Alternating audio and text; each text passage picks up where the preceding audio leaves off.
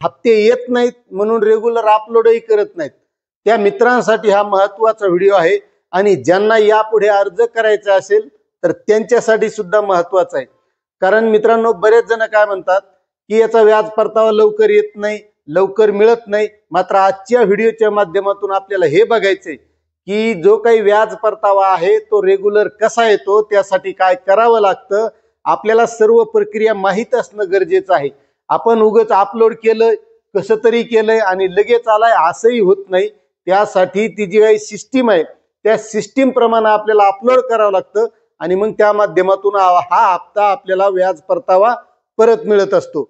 मात्र तत्पूर्वी एक विनंती आहे तुम्हाला की तुम्ही जर आपल्या चॅनलवर नवीन असाल तर चॅनलला सबस्क्राईब करा, व्हिडिओला लाईक करा आणि प्रत्येक व्यक्तीपर्यंत ही माहिती शेअर करा। कारण प्रत्येकाला वाटतं की आपला एक स्वतःचा रोजगार असावा, आपल्याला रोजगार मिळावा आणि हेच रोजगार मिळण्यासाठी अण्णासाहेब पाटील आर्थिक विकास मागास महामंडळाच्या माध्यमातून 15 लाख रुपयापर्यंत बिनव्याजी कर्ज मिळत असतं। शेतकरी मित्रांनो, जर आपल्याला या योजनेचा लाभ घ्यायचा असेल तर याचे हप्ते सुद्धा रेग्युलर मिळतात।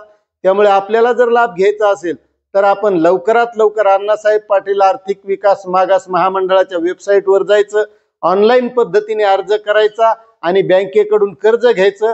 रेग्युलर व्याज परतावा मिळत असतो, त्यासाठी फक्त आपल्याला स्टेटमेंट हे रेग्युलर अपलोड करावं लागतं। आता महत्त्वाची एक गोष्ट आहे मित्रांनो की स्टेटमेंट आपल्याला कोणतं अपलोड करायचंय। बरेच जण काय करतात, आपण जो काही आपल्या बँकेच्या माध्यमातून हप्ता कटवला असेल तर तेच स्टेटमेंट अपलोड करतात, तर तसं नाही करायचं मित्रांनो। आपण ज्या बँकेचं कर्ज घेतलंय किंवा ज्या फायनान्सचं कर्ज घेतलंय त्यांना ज्या वेळेस आपण हप्ता भरतो आणि त्यांना तो पोहोचलाय, त्यावेळेस त्यांना मिळालाय तो हप्ता, तर ते स्टेटमेंट आपल्याला रेग्युलर अपलोड करावं लागतं। आणि बरेच जण म्हणतात मी रेग्युलर अपलोड करतो, तुम्ही सांगता त्याच पद्धतीने करतो, मात्र मला व्याज परतावा आला नाही।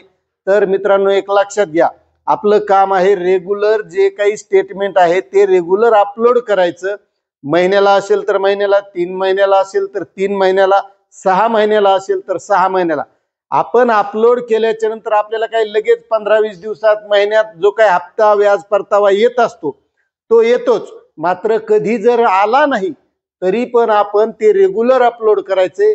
आपले 3 हप्ते असो, 4 हप्ते असो, 5 हप्ते असो, आपण जर रेग्युलर अपलोड केले तर शासनाच्या माध्यमातून ज्यावेळेस या महामंडळास निधी दिला जातो त्यावेळेस आपल्याला 5-5 हप्त्याचे सुद्धा व्याज परतावा परत मिळत असतो। आणि आता काल परवा आज बऱ्याच जणांना हे व्याज परतावे 5-5, 6-6 हप्त्याचे मिळालेले आहेत।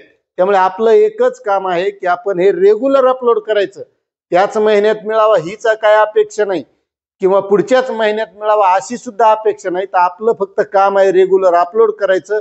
मात्र एक महत्त्वाची गोष्ट लक्षात घ्या की अण्णासाहेब पाटील आर्थिक विकास मागास महामंडळाच्या माध्यमातून जे काही कर्ज घेतलेलं असेल त्याचा व्याज परतावा तुमचे 5-5, 6-6 जरी हप्ते अपलोड केलेले असले तरी प्रत्येक हप्त्याचा व्याज परतावा हा रेग्युलर मिळत असतो। आणि तो आता का या 2-3 दिवसामध्ये ज्यांचे काही प्रलंबित राहिलेले होते व्याज परतावे ते सर्व आलेले आहेत।